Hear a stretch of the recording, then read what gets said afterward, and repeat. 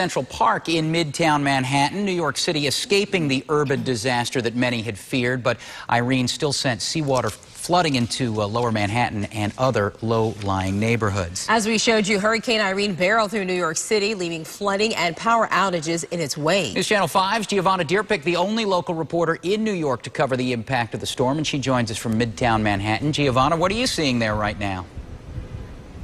Well, it's very windy right now, but I have to tell you that this afternoon what we started seeing is people emerging outside, spilling out onto the streets after being cooped up inside their homes or at the shelters that they were evacuated to because of Hurricane Irene.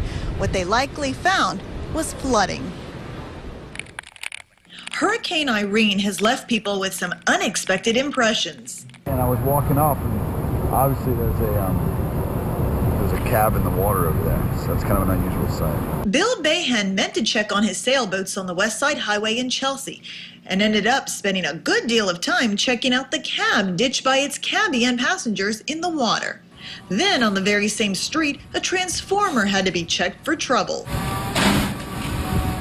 As you walk over there, you can actually hear it. It's making noises. Hurricane Irene did make an expected splash on the Hudson River, right where a popular tour company does business. We're standing here at the Circle Line Tour on the West Side Highway, and it's about 8:45, just after high tide. You can see that the water from the Hudson River is about 1.5 feet from the edge of the parking lot.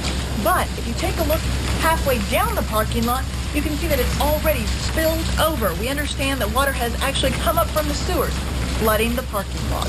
Irene tore through this tree with force. It brought out the FDNY before making an exit, but it just couldn't keep away the tourists.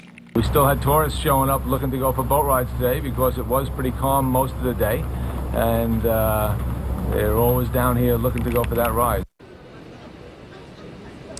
And this is one of those times that we as Floridians will be glad that most of us use cars to get to and from work. That's because Mayor Bloomberg does not believe that the city's transit system will be up and running in time for the morning commute.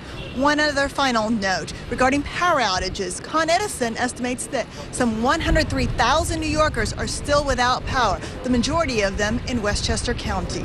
That's the very latest from New York City. Giovanna Drpic, WPTV, News Channel 5. Giovanna, before we let you go, how about Wall Street tomorrow? Will it be business as usual downtown?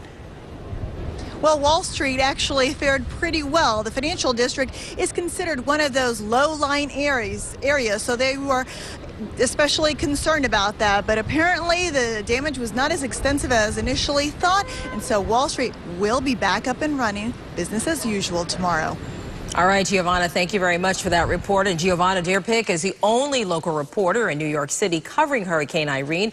Look for more of her reports tonight on our partner station, Fox 29, and on News Channel 5 at 11.